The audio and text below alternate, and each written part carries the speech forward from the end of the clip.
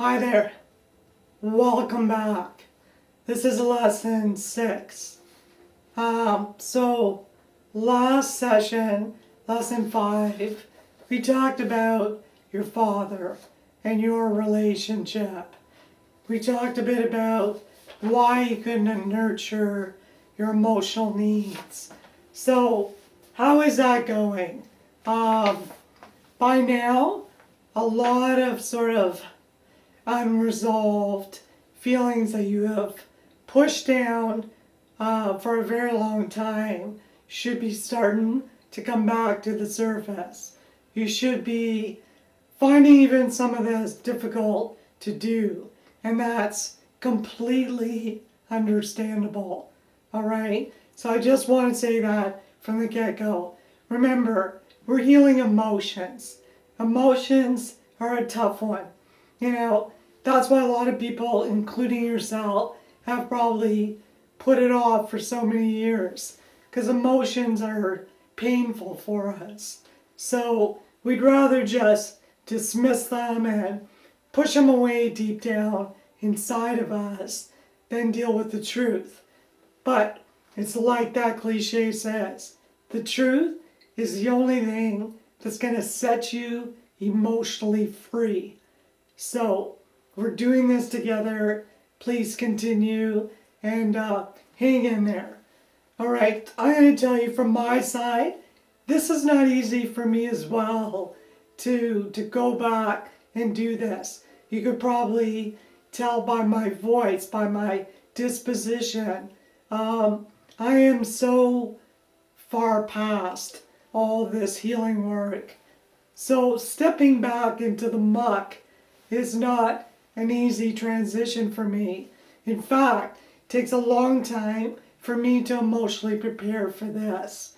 But I'm doing it to help you. Because you know why? Because way on the other side of your conscious light that you're going to get to at some point eventually, if you stick with this, is peace.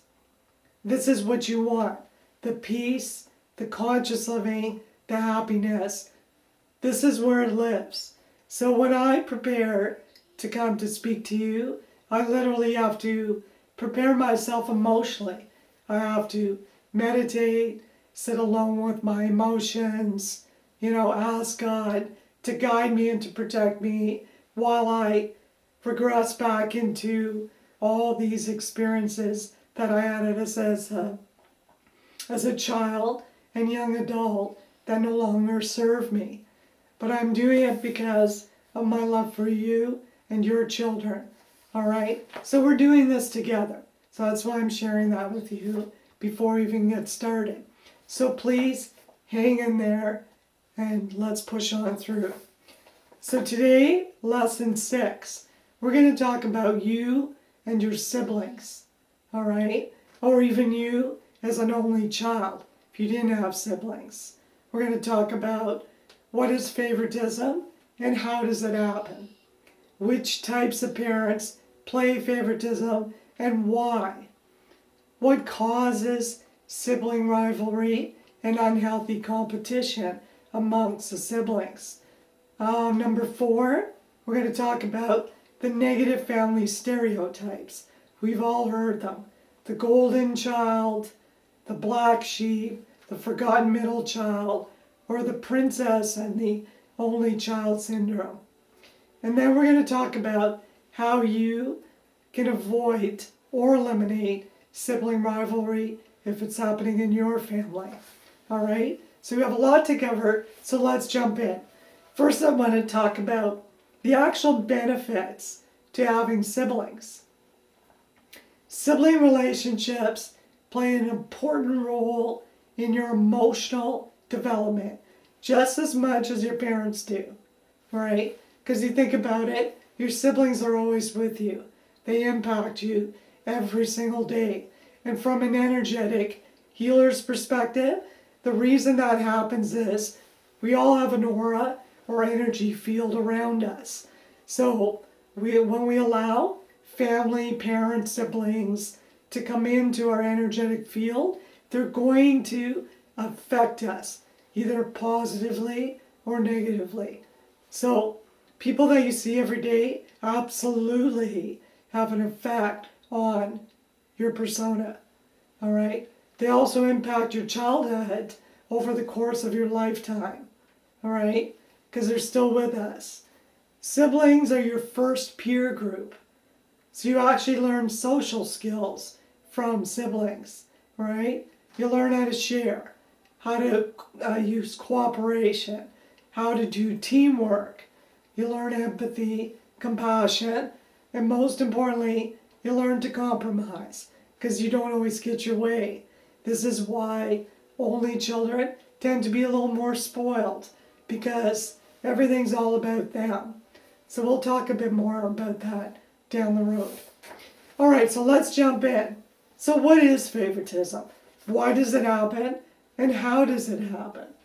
Favoritism is basically, as you may or may not know, a parent purposely focuses all their time, energy, and attention on one child rather than considering the needs of all their children. And that child is typically referred to as a golden child. All right? So why does that favoritism happen? Basically, for a couple of reasons. Parents could relate to that child a lot easier than perhaps some of the other ones because they're a lot like them. All right? They have things in common together. Their personalities are the same. All right? The child reminds them of themselves. Now, if you haven't caught on yet, this is already starting to formulate ego-type parents, right? It's all about who resembles me, who is a mini-me, right? Learn behavior. Perhaps your parents did favoritism as well to your parents. Your grandparents also did favoritism in your parents' home. So it's learned behavior. So your parents are now using favoritism in their home, and so the cycle continues. All right? Perhaps they favor the easier child, the one that's less work, the one that's, more challenging sort of gets pushed to the side, and the one that's easier, more obedient, subservient, will get the attention. Perhaps, going a little deeper, your parents lost a child prior to you, and now this new child has come in, and they're sort of doting over it because of the fear of losing their other child. So sometimes that creates favoritism as well. There's probably so many other reasons, but these are the basic ones that happen. So now we'll talk about how does favoritism actually happen. So when a parent dedicates more time and energy on a specific child, that's considered favoritism, as I said. So when a parent gives more love, attention, and affection to one specific child over the other, okay? When the favored child is treated special and gets more privileges than the other children, though that's considered favoritism, okay? When the favored child is not disciplined or punished, and yet the other children are, that's special privileges, that's favoritism, right? I mean, it's only natural to want to feel angry because your sibling is treated, with privileges, and you're not. FYI, if you haven't noticed already, I was a black sheep in my family. I don't like that term because it insinuates racial, negativity as well. The black sheep, isolating that one black sheep. But at the same point, I'm actually glad I was that different one. And you will be too if you were the black sheep. If you were the golden child, this is probably a wake-up call just for you to understand why your siblings are interacting or estranged from you and why there's this animosity in the family. So hang in there. Perhaps in a divorced mixed family, there's favoritism when the parents tend to favor their own biological children over their stepchildren. That's also favoritism. Okay? I know it seems natural to do that, but love is love is love. If you love that new partner, you have to embrace their children as well and include them and own up to them being your children. All right? Biologics, if that's a word, has really nothing to do with your capacity of love. So regardless of whether they're your own, biological children or not, do not favor them, your own children. Bring them all in together. Love them all equally. Okay. Sometimes a parent, in my particular case, we had a special needs child. One of my sisters was disabled, still is disabled, and she got a lot more time and attention, than perhaps I did or some of my other siblings. Now, you might be there on the other side of this camera saying, well, Rita, for Pete's sake, that's special needs. I understand that. My higher self, my logical mind, my adult self, my experienced self, my wise self knows that. But all this work is about your inner child. Children don't know the difference. They don't even notice the disability, all right? So I could tell you, growing up with a disabled sister, sometimes I would literally wish that I would break my leg or break my arm or something would happen so that I would get attention. That's how children think. They can't reason with that logic. Maybe for a little while, but not for a long while. So if you have a special needs child, please do not neglect your other children. Make time for them. Set time aside. Absolutely get some other help to come in with your special needs child. Find other options, but you can't neglect the needs of your other children because there will be problems. Okay? Or perhaps for new parents as well, or parents that have a new baby. Sometimes we tend to, of course, give more time and attention to the new baby because they need it. However, if you have other children, you have to, again, just like the special needs, make time for those other children. Get them involved. Get them involved with the caring of the child, touching them, kissing them, getting them involved, getting these siblings to start showing love and affection right from the get-go. Do not isolate. Well, I got the baby, run along. Don't throw on a video or give them an iPad and dismiss the children. You could do that for a little while, but not for a long while, because then they'll start to feel it. Okay? Certain cultures as well have favoritism towards male children versus female children. We know that a lot of times people want the male to carry the name, and there's a lot of sort of cultural ignorance that's still going on 21st century, where they favor the male and sometimes often will kill off their female children or treat them badly. This is extreme favoritism, okay? It's also a lot of ignorance. But we're educating, we're learning now. And also the birth order of children. Sometimes the firstborn's favored, sometimes the baby's favored, and then, as I mentioned, there's a forgotten middle child who seems to serve no purpose for the parent and starts to feel estranged. Okay. All right, so now we're going to hope that's helpful. Let's move into what types of parents play favorites and why.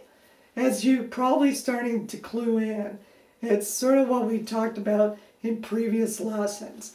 Usually fear-based parents, typically ego, but sometimes it's often, it could also be very conscious parents who have lost their energy, got tired, didn't have enough sleep, and they are slipping into the sort of role of favoritism without knowing it.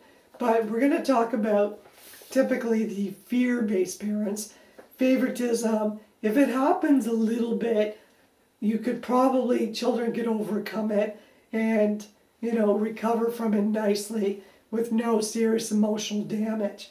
It's what I'm talking about is when it continues, time and time again, year after year after year. Okay, this is where we get family dysfunction and huge power struggles within the family. All right, so the types of parents that play favoritism. There's many reasons, as I said, why parents play favorites. Sometimes it's done unconsciously, but sometimes it's done very consciously and on purpose. All right, that's the hurtful stuff. So these type of parents typically are unhappy, have low self-esteem themselves, and parent negatively using fear-based parenting strategies. Most of the parents that are doing this are either needy and have low self-esteem. So these parents try to establish their own self-worth by favoring the child who fills that need to be needed. Okay? That they fill their self-worth through that child that makes them feel special and good about themselves and like they serve purpose. Okay? So that's one type. Another type that plays favorites are the emotionally wounded parents. Parents that have still trauma and suppressed negative emotions from their own childhood. So now they're sort of in control, and now they pick and choose the children that they want to favor, all right? And they treat them the way they wish their parents would have treated them. But these parents are usually dealing with suppressed emotions that they're probably not even aware of. So they typically are angry, depressed, or suffering from anxiety or some sort of mental health issue, all right? So that keeps them emotionally wounded and stuck in the past. The other type is, the common one you're hearing, is narcissistic or ego-based parents. These parents favor the children that reminds them of themselves because it boosts their ego and it makes them feel confident. Because remember, narcissistic, ego-based people are completely insecure. So they're probably insecure about the parenting as well. So they will pick and choose the ones that make them feel puffed up and, more confident about themselves. So that's a narcissistic type parent. They tend to put themselves first as well as parents, all their needs, and then take care of the needs of the children after their needs are met. Sometimes it's the ignorance or naivety of parents, or the unconscious state of the parent, that they're not even aware that they're doing it. I believe that a lot of parents fall into this along with some emotional wounds, okay? That, like I said before, most parents don't intentionally want to harm their children. They're usually hurt themselves. So then you add the ignorance or the lack of education, and before you know it, they're doing it blindly. They don't even know they're favoring one child over the other, okay? These parents tend to be emotionally weak. They don't have that inner strength. Or they tend to also be stuck in denial. Because even if another adult child, much like I did with my parents, brought this to their attention, their ego, they would step into ego and get insulted that this was happening, and then they would move quickly into denial and pretend it wasn't happening. So it never solved the problem. All right? So you're probably experiencing the same thing. And the result of that, excuse me, is you end up still harboring the anger that you actually feel for your parents, and you direct it towards the favored or the golden child. I was very angry with my oldest sister forever. You know, as kids, we grew up, we were very different, right, from when we were kids. Again, I was sort of the good, self-disciplined child. She was more the rebellious child. And we were always sort of black-white, for lack of a better word. But then what was interesting in my family was my oldest sister, she was a terror. She would, not go to school. She was sort of nasty, and she gave my mother a run for her money. I remember one time she got so afraid because my mother was a disciplinary as well. She ran under the bed, and my mother grabbing a broomstick and, sort of poking her under the bed to get her out, yelling, swearing at her. And I remember saying, "God help the man that marries you. You're a horrible child." And I remember hearing this, and even at that young age, I knew that this was wrong. This was not love. But what was interesting was she became the golden child, the one that was the rebel, the hardest from my mother to parent. You'd think I would have been, because I was the easiest. But they ended up having more in common. Ego plus ego, they were like two bookends, all right? So it's interesting, the family dynamics that comes out of that. And then finally, the other type of parent is the victim parent or the addicted parent. These parents need a lot of energy. So they're going to typically, and they also need a lot of help to stay in victimhood and to, carry on their addicted lifestyle. So they typically will favor the child that won't challenge their addicted lifestyle. The ones that will help them and enable them will become their favors. The ones that stand up to them and say, "No, that's enough, you have to do something about it," typically aren't going to be their favors, because moving out of victimhood and addiction takes a lot of self-work and energy, and these people or parents are not prepared to do that. So they're going to pick the child that's the easiest, and that will not give them any grief about it. All right, so now we're going to move to question 3. What causes sibling rivalry? All right, so we've touched on a couple things already. Basically, the quality of the bond between siblings is influenced by the way the parents treat them, the birth order of the children, the child's unique personality, okay, and extended family members, other people, and environmental influences outside the family also. And what I mean by that is, when you leave the home and go to school, you're influenced by different teachers, different people, friends, your circle of influence. So, often you will see, and I know a live example of addicted parents that have 3 siblings, and 2 of the children have become similar or characteristics as the parents. So they are also addicted as well to alcohol. But the one other child, often will say, how is this person so different than their family? Same like me, very different, because of the influences that child and myself had outside the home.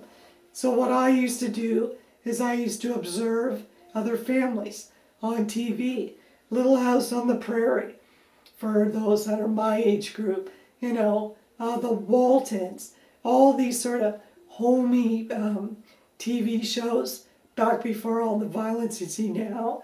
They actually had morals behind them. They had teachings behind them.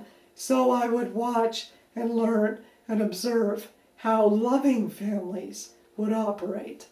And I would also observe outside in my environment loving families. So that also influenced me from not, defaulting to the type of parent my parents were.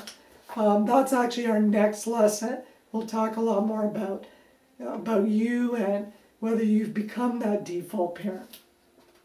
So those are some of the factors. So what is sibling rivalry?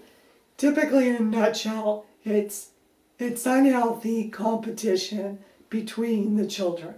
Okay? When children are made to compete with one another, this is sibling rivalry.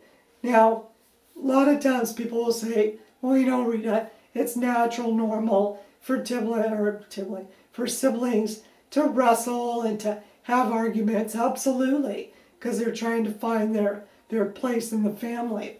However, it is not healthy or normal to allow children to wrestle, to say nasty names to each other, to call each other, because once you've said those names, even though you apologize, that hurt and pain goes into your heart, all right?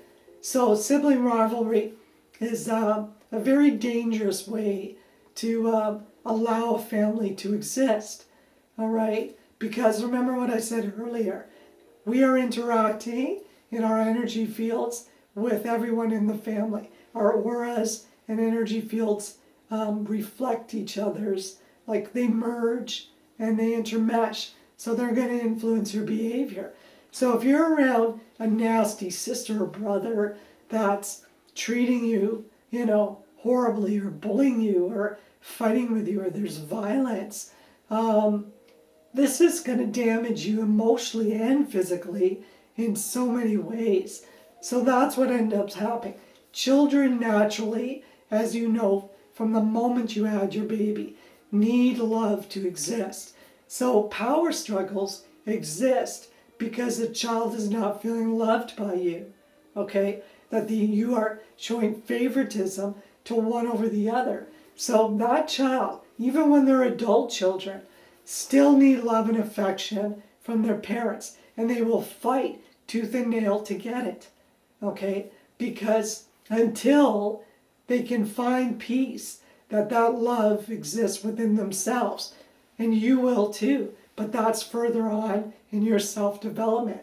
So until a person knows that love that they need already exists within themselves, they're going to try to get it from external sources, okay? Which, aka, is your parents, number one, or from a love relationship, or for the love of sugar, the love of smoking, the love of an addiction. We're always striving for love, all right?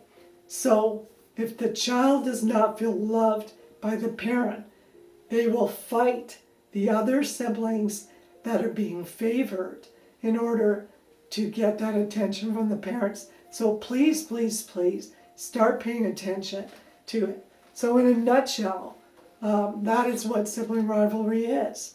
Children will do whatever they have to do to instinctively survive.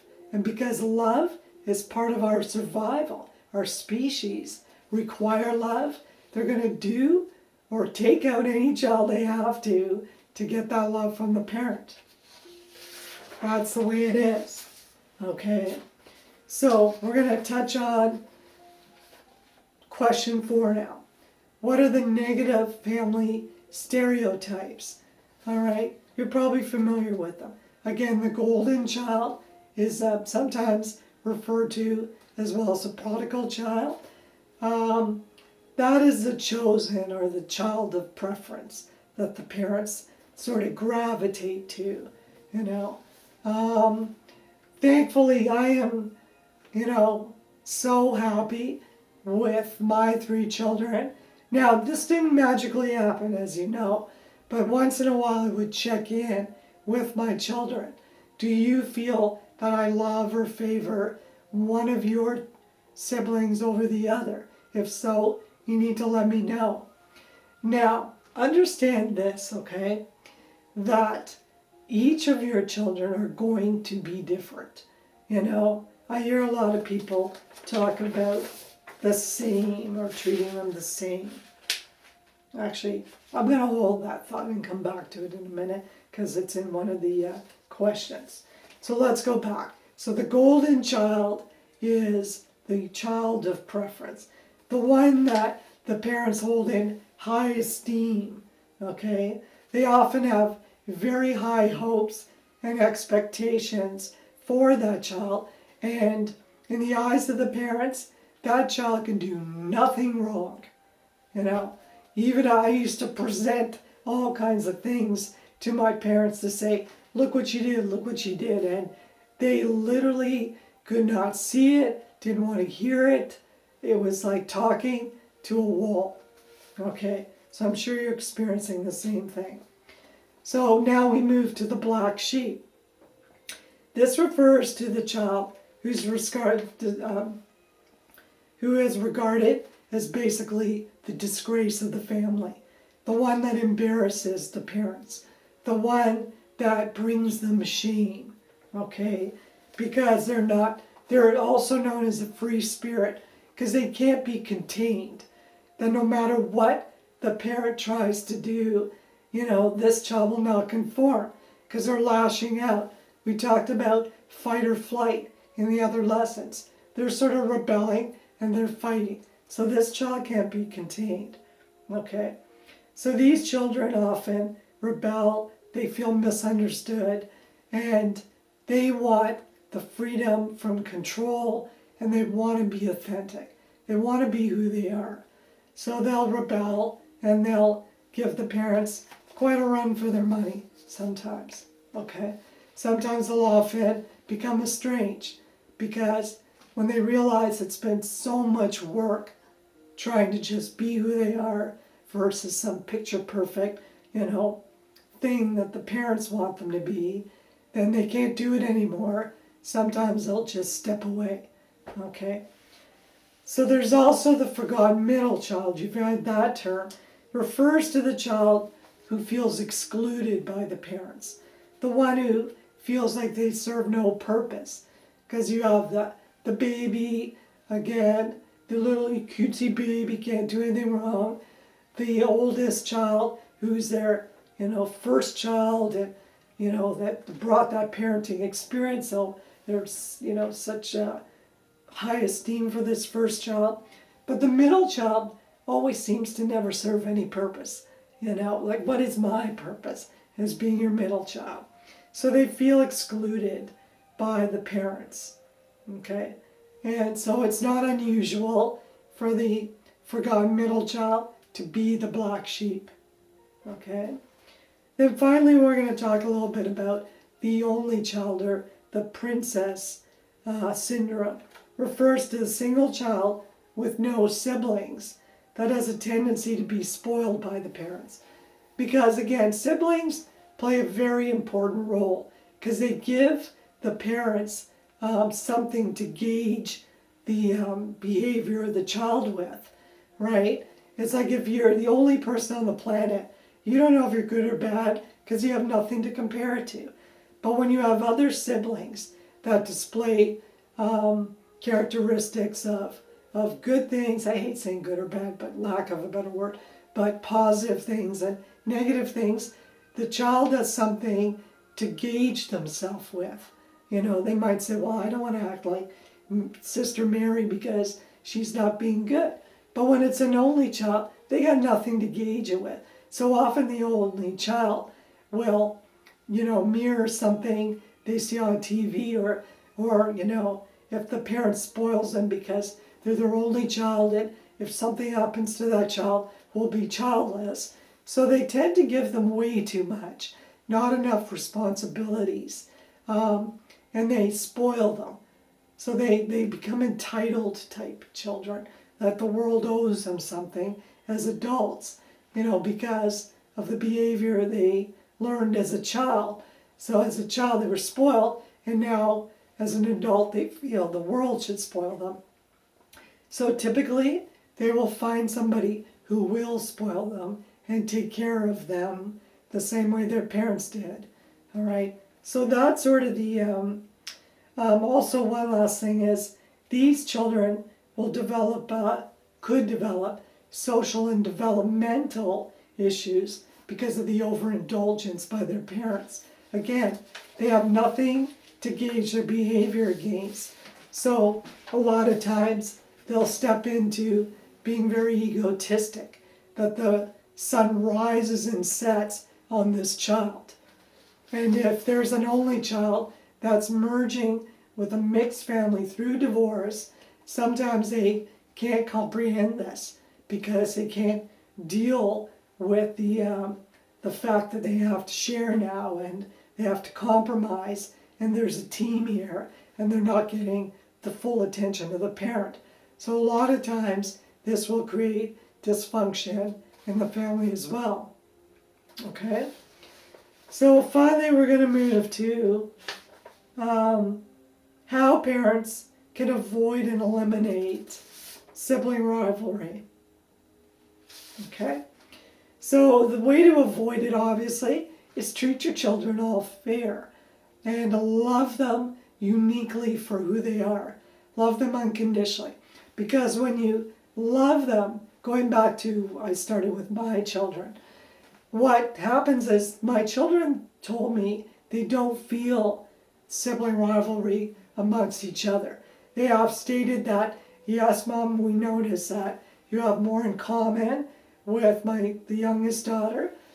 However, I don't favor her or treat her any different. We might do things in common because we share the same common goals, but I still make time, energy to be with my other children. But the biggest thing, aside even from time and energy, is your love. When you truly, authentically love your children, they're going to feel that. And regardless of whether you have a special hobby with one of your children that you don't with another, especially fathers will tend to do things with their male sons, mothers with their female daughters.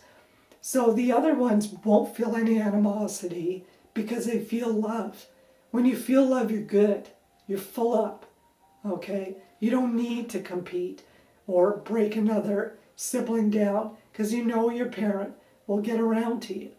Okay? It's kind of like what I talked about with my cat at the food bowl. She knows I will get to her, regardless if I'm busy doing something else. So children will know that.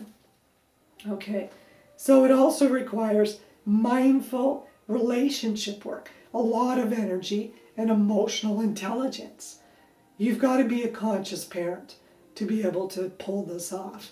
Otherwise, you know what, if you're parenting in fear, as you know, you're going to trip up and you're going to make some critical mistakes. Okay? Sometimes some things aren't fixable. When too much damage has happened and the person feels wounded or angry or spiteful or resentful, it is fixable, but it's a hell of a lot of work. Sometimes the adult child is not willing to extend their hand back to the parent and will step away. All right, but I'm a strong believer that love heals everything. Okay, that because you have the advantage, because your child loves you and came from you and is a part of you, there's always a part of them that needs your approval, as we talked about in the previous lessons. So the best way to eliminate it is you need to repair all the relationships with your children. You can't pick and choose the easy ones. You've had them all. God's given them to you for a reason. So you need to start doing the healing work and the repair work. That means adding more love into that relationship. Okay? So you need to reestablish emotional trust with your children who feel unloved by you. You have to build that trust again because they're hurting and they don't trust you anymore. Because I remember a lot of times I would think, this is a time my mom or dad is going to show me that they love me this time. and each time I'd get disappointed. Okay? Also remember that you've become reactive as well. Your child has become reactive.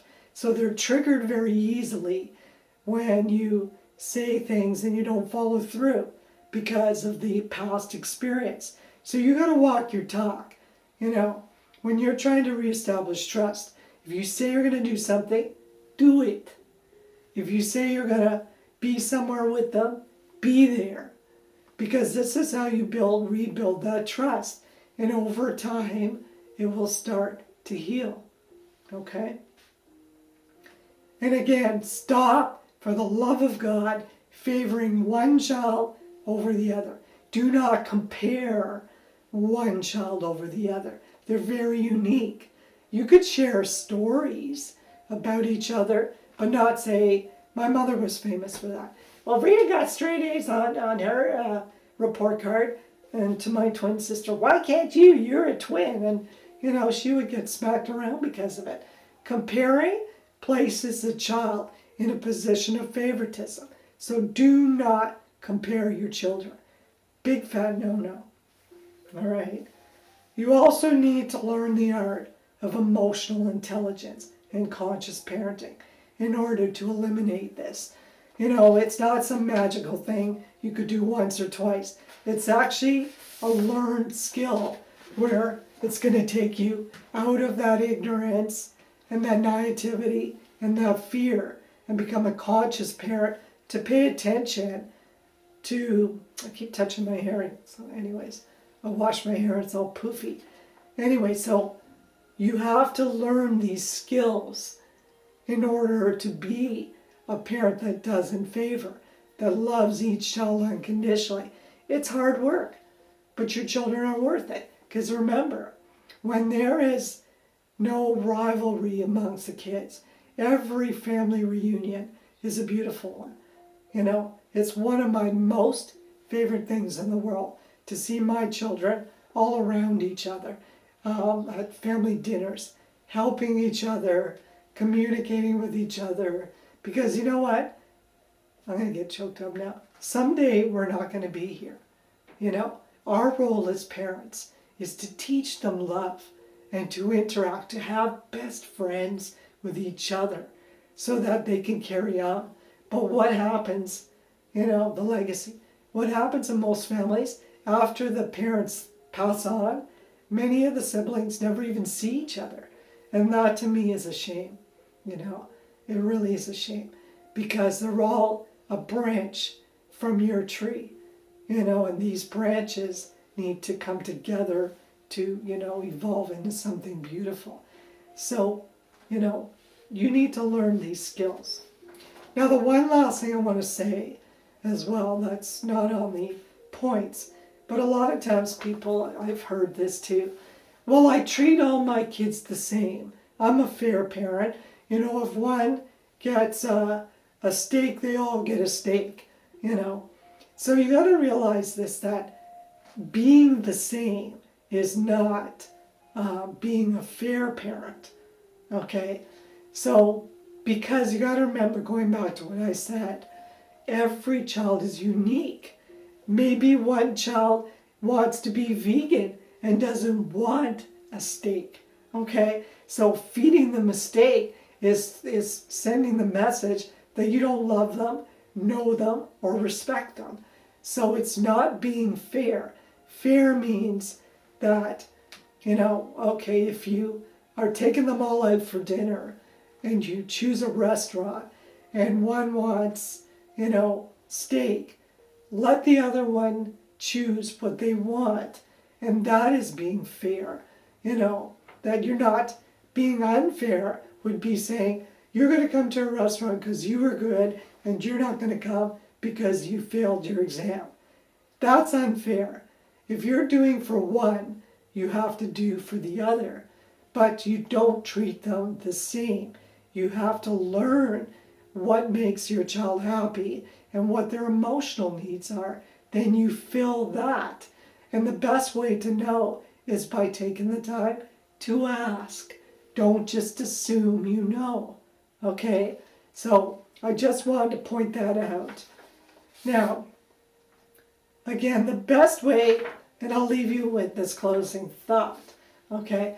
If you're not sure if you're being a parent who's favoring or creating sibling rivalry and using favoritism, the best way to tell is look at the reaction from your other siblings, from the other children.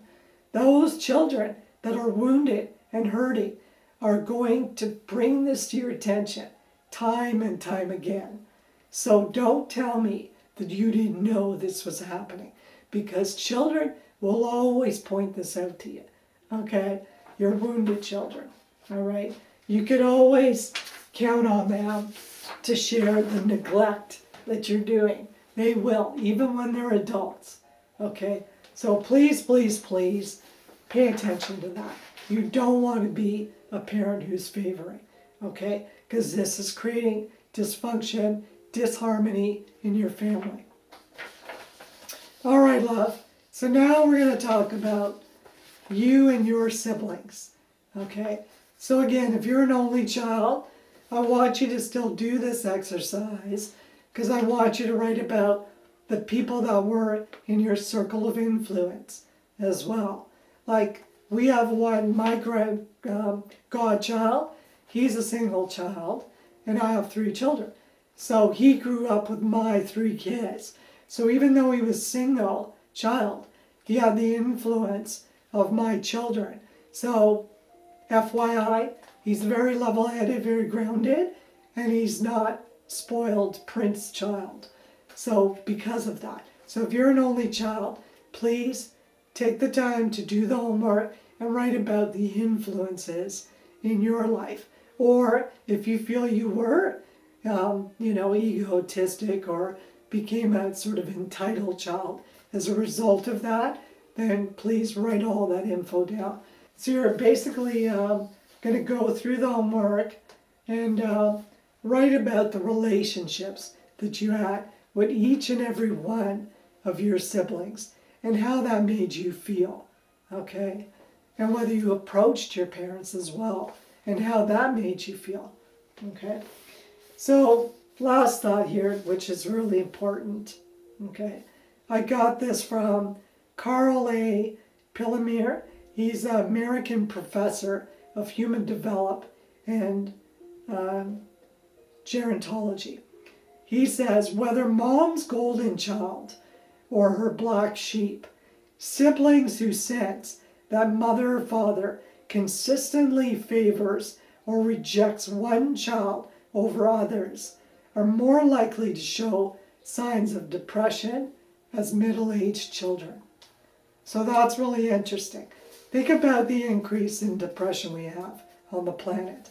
Clearly, the dysfunctional home is probably part of it, or if not the root, okay?